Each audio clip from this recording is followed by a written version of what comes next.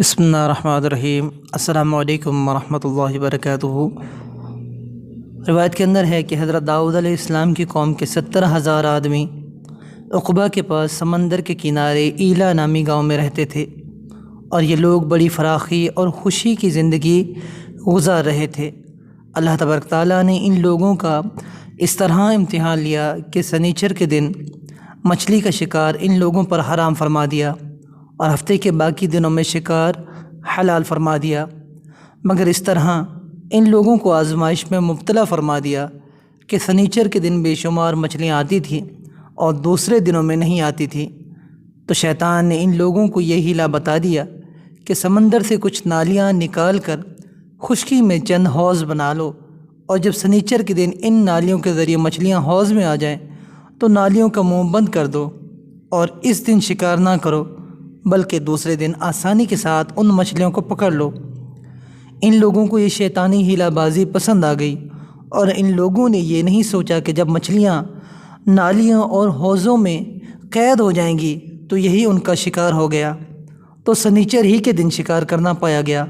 جو ان کے لیے حرام تھا۔ اس موقع پر ان یہودیوں کے 3 گروہ ہو گئے۔ کچھ لوگ ایسے تھے جو شکار کے اس شیطانی ہیلا سے منع کرتے رہے اور ناراض و بیزار ہو کر شکار سے باز رہے، اور کچھ لوگ اس کام کو دل سے برا جان کر خاموش رہے۔ دوسروں کو منع نہ کرتے تھے بلکہ منع کرنے والوں سے یہ کہتے تھے کہ تم لوگ ایسی قوم کو کیوں نصیحت کرتے ہو جنہیں اللہ تعالیٰ ہلاک کرنے والا یا سخت سزا دینے والا ہے۔ اور نمبر 3، اور کچھ وہ سرکش و نافرمان لوگ تھے جنہوں نے حکم خداوندی کی اعلانیہ مخالفت کی اور شیطان کی ہیلا بازی کو مان کر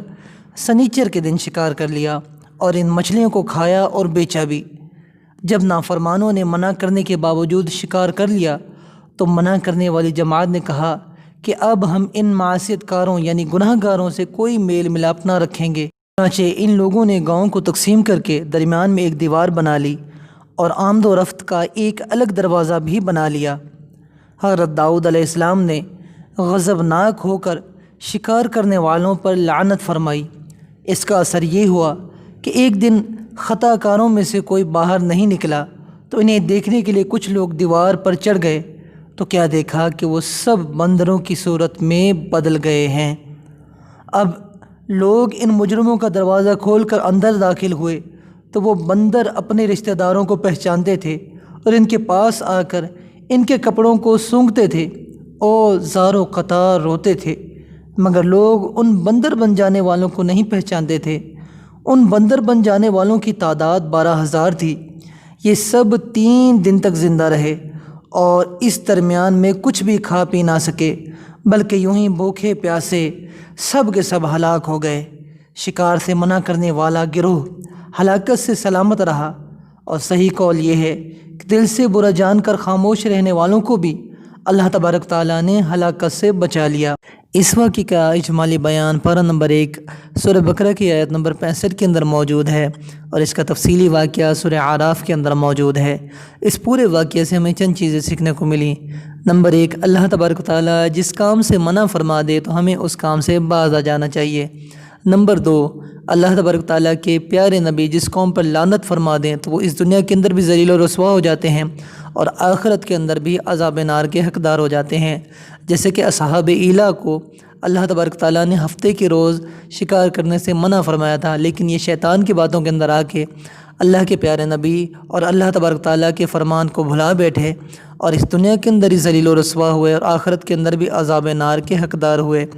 دنیا کے اندر ذلیل اس طرح ہوئے کہ یہ سارے کے سارے 12,000 لوگ بندر بن گئے اور 3 دن تک بھوکے اور پیاسے رہے اور اس دنیا سے اسی طرح چلے گئے۔ نمبر 3، ایسے لوگ جو کہ برے کام سے منع کرتے ہیں اور اس کو دل سے برا جانتے ہیں، اللہ تبارک تعالیٰ ان پر اپنی خاص رحمت فرماتا ہے، ان کو عذاب سے اور ان کو مصیبتوں سے بچا لیتا ہے۔ ایسے لوگ جو کہ برائی سے منع تو نہیں کرتے لیکن برائی کو دل کے اندر برا جانتے ہیں، اس سے بیزار رہتے ہیں، اللہ تعالیٰ ایسے لوگوں پر بھی اپنا کرم فرماتا ہے اور ان کو بھی عذاب سے محفوظ رکھتا ہے۔ نمبر 3، ایسے لوگ جو کہ